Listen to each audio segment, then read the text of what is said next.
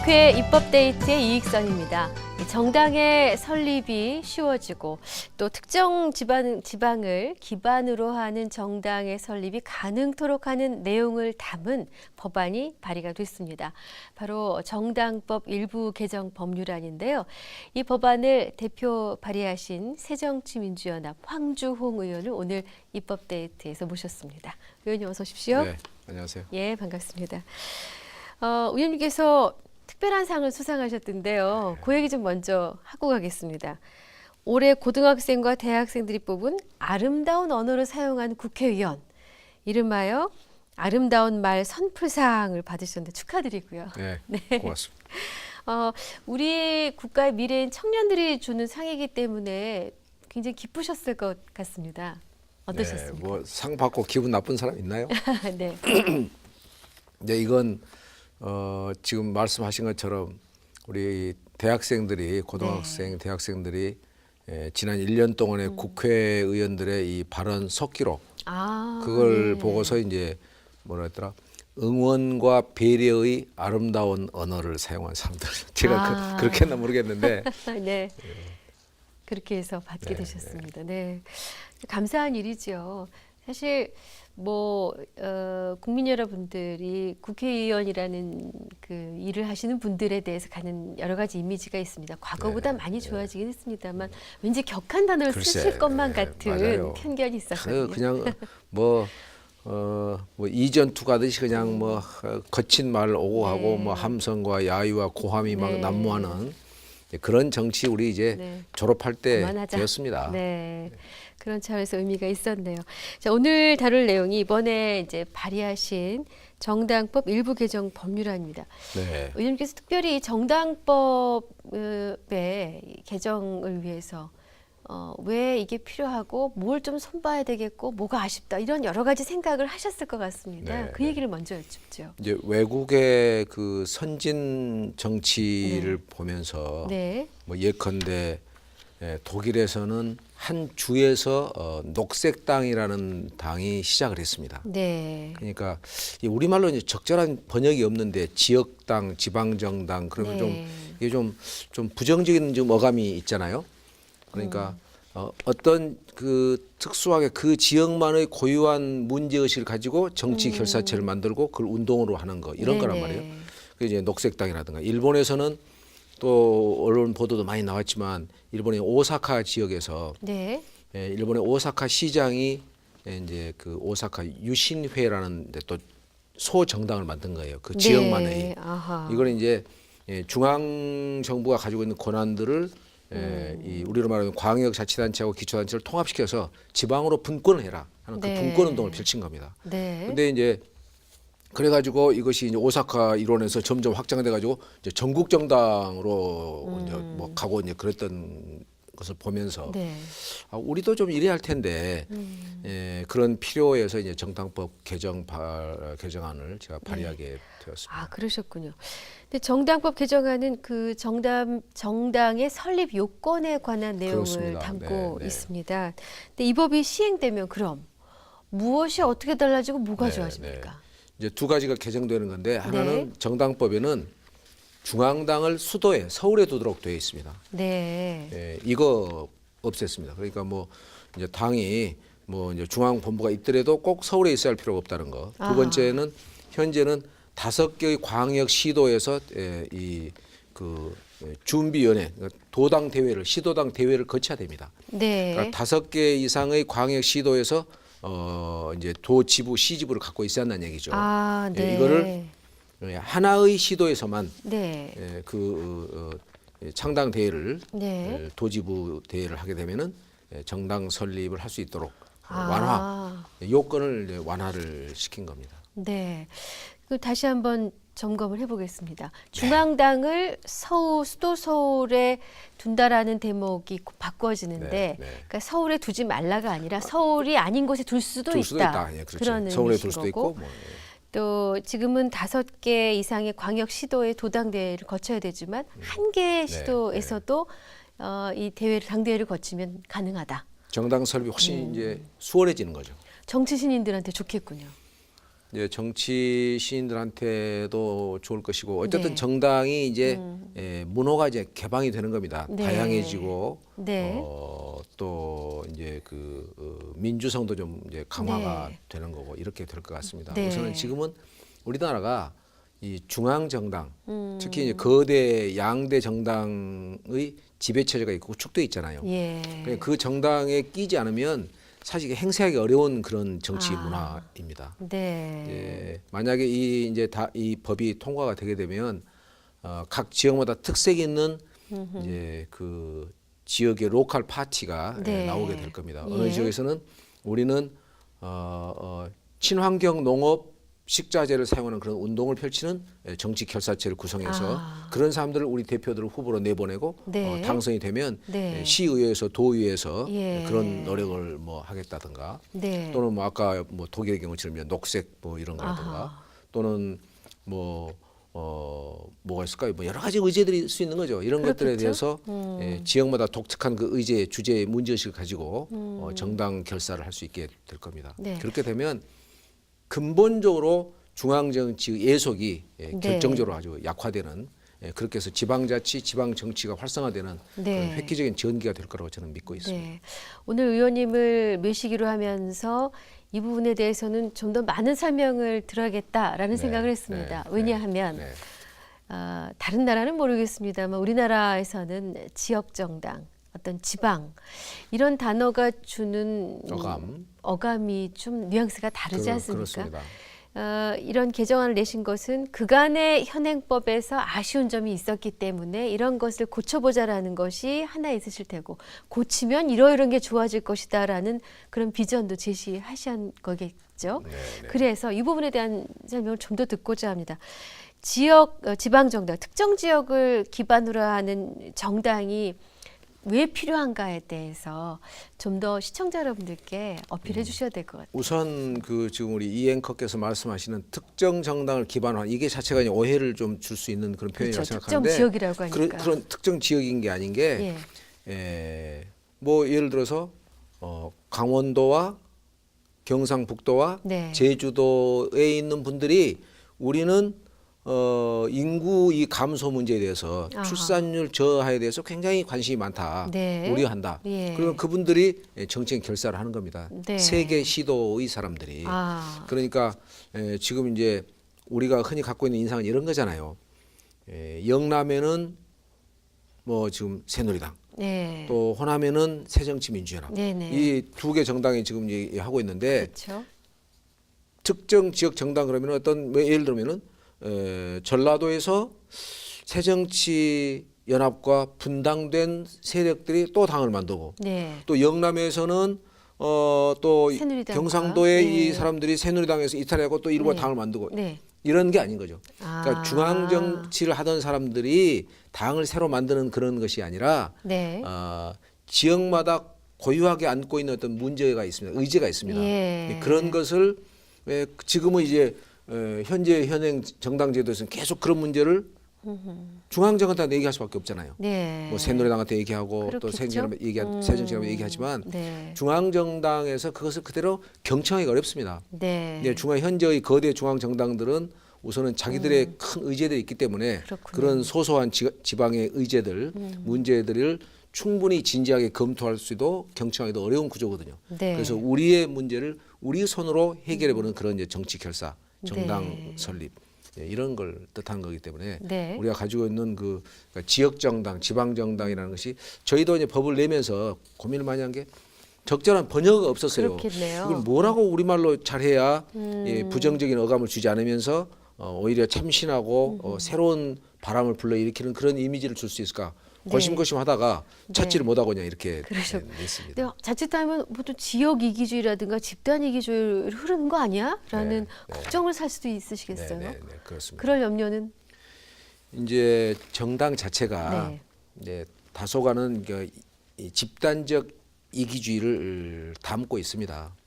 뭐 깔고 있겠죠. 예를 들면은 만약에 지금의 정당이 꼭 그런 건 아니지만 현재 여당이 이 보수 지지 기반을 갖고 있고 네. 또 현재 야당 제1야당이 진보의 지지 기반을 갖고 있다면 보수의 이해관계에서 충실할 수밖에 없습니다. 네. 또 진보 이해관계에 그럴 수밖에 없을 것이고 그렇겠네요. 이런 점에서는 이제 모든 게 이기주의이기 때문에 지금 이제 그런 의미의 이기주의라는 것은 인간 사회의 본성이랄까 본능이기도 하고 네. 그걸 제어해 가는 네. 통제해 가는 시스템이 있기 때문에 이것이 특별히 뭐 이기주의를 더 강화한다든가 심화시키는 그러려면 것은 없다. 그건 뭐 근거 없는 그런 네. 우려라는 말씀을 그렇군요. 드리겠습니다. 그 우리나라가 1963년 정당법이 제정될 때 이 엄격한 정당 등록제가 도입돼서 지금까지 유지돼 왔고요. 네. 이 군소정당의 존립을 엄격하게 이제 규제해 왔다는데 그 이유가 어디 있었습니까? 아, 글쎄, 그거야 뭐 이제 그때마다 이제 그 시대적인 대의명분이 있습니다. 있었겠지만. 아마도 이제 군소 정당의 난립 네. 이런 것을 좀 억제해야겠다 하는 생각을 한 거죠. 이제 그것이 이제 이른바 근대에서 탈근대, 후기 근대의 특징과 연결되는 문제입니다. 네. 근대는 우리가 되게 이론주의, 하나 가치라면 이제 포스트 모던 시대, 지금은 21세기에 접어들면서 다원주의가 이제 폭넓게 받아들이고 있습니다. 네. 옛날에는 제품 같은 것도 한 표준 품종을 여러 개를 내가지고 똑같이 같이 입는 거예요. 근데 아하. 지금은 이제 아주 다 여러 품종의 것을 몇 개씩만 생산해가지고 그렇죠. 본인의 개성과 예. 주체 의식을 갖고서 아. 패션이라든가 뭐 먹는 것도 이제 그렇게 하는 네. 거거든요. 그래서 이제 그런 과거 시대의 어떤 그 가치관, 과거 시대의 패러다임에서 이제는 새롭게 다양하고 다원적이고 여러 개 것들이 서로 존중받고 있는 그런 혼재된 그런 사회. 옛날에는 우리나라도 왜 백이민족에서 우리만 살았잖아요. 네. 지금은 다문화 가족들이 와가지고 이제 그렇죠. 우리나라도 이제 오바마 예. 같은 이제 그런 혼혈의 네. 대통령이 출연할 날이 멀지 않았습니다. 네. 예, 그렇기 때문에 과거에 그런 것은 이제 정당의 난립 같은 게 이런 게 있었다면 지금은 오히려 네. 정당이 너무 적은 것이 문제인 것이죠. 그렇군요. 두 개 정당이 딱 장악하고서 몇십 년을 가는 체제 아니에요? 네네. 여기에 약간의 이제 뭐 해체랄까 균열이랄까 이제 변화를 네. 주게 되는 그런 그 적극적인 계기가 있고 이것은 현재의 시대 정신에 저는 네. 부합한다고 보고 있습니다. 어떻게 보면 정치의 모습이 좀 뒤처져 있었던 게 아닌가라는 게 의원님 말씀을 들으면서 생각이 이게 이제 드네요. 이미 다른 선진국에서는 이게 이제 도입되어 있는 이미 일반화되어 있는 그런 그 대세입니다. 우리나라도 네. 이제 이뭐 두 개의 거대 정당의 지배 체제에서 이제 지역에 독립적이고 그리고 그 시대의 의지에 민감한 네. 참신한 세력들이 정치 결사를 해가지고 네. 그 문제를 지역에서 충분히 공감대를 일으키고 그것이 잘 되면은 뭐 예를 들어서 전라남도에서 또 뭐 전라북도에서 또 경상남도로 네네. 이렇게 하는 그런 그러니까 시민사회 운동이 정치사회 운동으로 하는 것을 법적으로 이번에 제도화했다. 네. 이런 것으로 해석하셔도 될 것 같습니다. 전 지금 대학에서 근현대사 강의를 듣는 것만 같은 느낌을 살짝 갖게 됐는데요. 그러면은 이제 정당법 개정안이 우리 정당 문화 발전에 어떠한 긍정적인 영향을 미칠 거라고 보십니까? 지금 말씀 중에 살핏 나오셨거든요. 네, 이미 이제 말씀을 드렸지만 네. 우리나라 헌법재판소 네. 헌재에서도 금년 1월에 이 정당법의 일부를 위헌이라고 결정을 했습니다. 예. 지금 현재는 선거에서 2% 이하를 획득한 정당들은 해산하도록 되어 있거든요. 네. 그것이 위헌이라는 거예요. 아하. 그러니까 2% 이하를 뭐 아무리 적게 얻어도 그걸 해산할 수 없는 헌법적인 기본 권리가 있다 이렇게 네. 판정을 한 겁니다. 그래서 우리 사회에 지금은 좀 우리가 어떤 진영적인 그 이분법이랄까 이런 게 갇혀 있고 그것이 특히 이제 거대 정당이 지역적인 기반을 하고 있잖아요. 네. 이런 것들이 사실은 우리 정치가 극단화하고 강대강의 대치로 가게 만들었고 네. 또 그러면서 우리 사회 전체에 대해서 부정적인 그런 그 영향을 주었다고 얘기하지 않을 수 없습니다. 네. 이런 것들이 많이 이제 완화가 될 겁니다. 그렇겠군요. 그러면서 지역마다 창의적이고 독립적인 그리고 매우 시대 정신을 아주 예민하게 함축하고 네. 있는 그런 이제 목소리들이 자연스럽게 나오는 그런 분출되는 그런 저는 아주 긍정적 전환이 될 거라고 믿고 있습니다. 아까 이렇게 좋은 예를 하나 주셨지 않습니까? 이제 옷도 네. 이제 사이즈도 디자인도 독특하게 해서 소규모로 개수를 제한해서 다양한 욕구를 충족시키고 있다라는 말씀해 주셨는데, 그럼 우리의 뜻을 대변하는 이제 정치인들, 정당들도 이렇게 다양한 우리의 목소리를 담는 많은 정당들이 생겨날 수 있겠군요. 그러면은 뭐 이거 아니면 저거, 이런 갈등 구조는 면할 수는 있겠네요. 좀 복잡해지겠지만. 그것만으로 다 된다고 설명할 수는 없지만 네. 상당 부분 저는 이런 그런 그 부정적이고 양극단의 것이 충돌하고 네. 그렇게 해서 우리 이 국민 통합에 걸림돌이 되었던 그런 정당 역사, 정치의 이 문화에 네. 일대 전기가 그렇겠습니다. 될 수 있을 거라고 네, 보여집니다. 네. 이것은 이미 아까 말씀처럼 다른 선진 정치에서 이미 검증된 거기 때문에 네. 별로 우려 없이 우리나라에서도 그대로 이식될 수 있다 네. 생각합니다. 이 마음으로는 동의하시지만 지금 누리고 있는 걸 잃지 않고자 하는 분들이 또 더러 계시기 때문에 이 정당법 개정안 처리 전망 어떻게 봐야 될까요? 저는 잘 될 거라고 봅니다. 네. 물론 제가 국회 맨 처음에 들어와서 이제 대표 발의한 게 네. 국민 소환제였습니다. 네. 지금 뭐 시도지사, 또 시장군수, 구청장, 또 시도 의원들 다 지금 주민 소환의 대상이 돼 있습니다. 네. 국회의원만 선출직에 불구하고 아무리 잘못해도 임기 중에는 무슨 리콜할 수 있는 방법이 없는 거예요. 네. 그래서 동리 의원들하고 같이서 이제 국민 소환제를 냈었는데 네. 그때는 좋은 바람이 있을 걸로 기대를 했습니다. 예. 그렇지만 지금은 이제 계류돼서 잠자고 있거든요. 통과가 안 되고. 그때와는 이제 지금 이제 국민 소환제 다시 얘기하고 있지 않습니까? 요거는 그것과는 좀 다른 거기 때문에 물론 이제 거대 정당의 이런 그 기득 체제에 좀 익숙하고 또 이거 유지되기를 원하는 그 의원들이 또 없다고 말할 수 없습니다. 네. 그래서 통과 전망을 뭐라고 예단할 수는 없습니다만 네. 저는 이제 여야 잘 설득하고 하게 되면 이런 또 시대적인 환경과 대세의 그 목소리가 있기 때문에 네. 통과되지 않겠나 하고 낙관적으로 전망합니다. 물꼬를 트시는 역할을 지금 하실 것만 같습니다. 네. 응원을 해드리고 싶고요.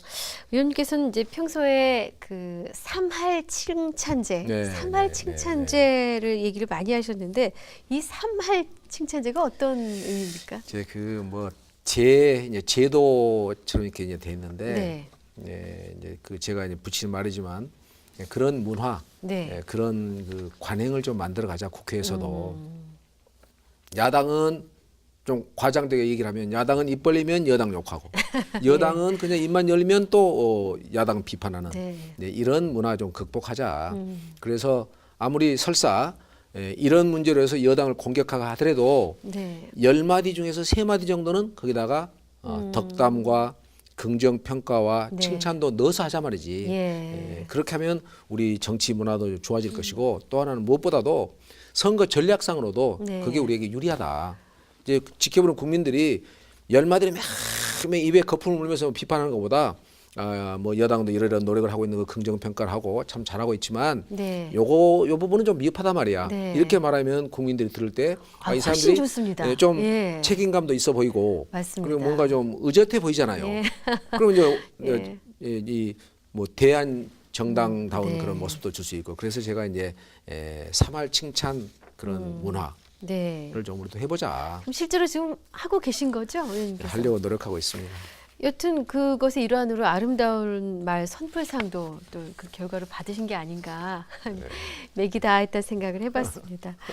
예, 약속된 시간이 거의 다 돼갑니다. 네. 또 새롭게 관심을 두고 있는 현안이나 앞으로의 입법 계획이 있으시다면 알려주십시오. 네. 뭐 전 여러 가지가 있지만 한 2가지 말씀하고 싶은데 네. 하나는 이제 농촌 지역 출신이기 때문에 네. 이 귀농 귀촌의 문제 네. 여기에 대해서 여러 가지 입법 노력을 기울일 생각을 가지고 있습니다. 네. 지금 이제 이른바 베이비 부머 세대라고 해가지고 1955년부터 1965년 사이에 태어난 분들이 매년 35만 명씩 회사를 이제 떠나서 퇴직해서 이제 사회로 나옵니다. 네. 이제 복지 안전망이 충분치 못한 우리나라에서 굉장히 어려워지는 거죠. 네. 이럴 때 이제 생활비도 저렴하고 환경도 좋은 이제 농촌 지역으로 농어촌 지역으로 네. 귀농하고 귀촌하는 네. 이거를 국가적 차원에서 노력을 많이 기울여야 한다는 그런 생각을 담고 있습니다. 예, 예. 이거는 또 농촌을 살리는 그런 계기도 될 것입니다. 예, 예. 이게 제가 이제 관심 갖고 있는 거고요. 네. 또 하나는 아까도 잠깐 말씀했지만 이 우리나라의 이 저출산 문제가 심각합니다. 예. 지금 이미 우리나라는 이 핵심 생산 인구가 그러니까 젊은 층이 네. 그러니까 15세부터 49세 사이가 이미 줄어들고 있습니다. 네. 심각한 문제입니다. 세계적인 초고령 사회로 진입하고 있습니다. 예. 지금 농촌 지역은 거의 40%예요. 고령화율이 예. 이렇게 되어 있습니다. 지금 두 명이 결혼하면 그러니까 네. 신혼부부가 두 명이 결혼하면 2.2명을 낳아야 그 국가의 총 인구가 현상 유지가 됩니다. 그러니까 두 명 결혼해서 2.2명을 낳아야 되는데 우리나라가 이제 얼마냐? 두 명이 결혼해서 1.19명을 낳고 있는 거예요. 네. 그런 인구가 이제 갈수록 이렇게 되는 그렇죠. 거죠. 네. 이 시한폭탄입니다. 우리 민족의 앞에 가로놓여 있는 아주 무시무시한 시한폭탄인데 네. 이걸 제거하기 위한 네. 입법적인 노력을 부족하지만 제가 좀 준비하고 있습니다. 네. 저 앞으로도 또 활발한 입법 활동 하시길 응원해드리겠습니다. 네. 나와주셔서 고맙습니다, 의원님. 감사합니다. 네, 국회 입법데이트 오늘은 새정치민주연합 황주영 의원과 함께했습니다. 시청해주신 여러분 고맙습니다.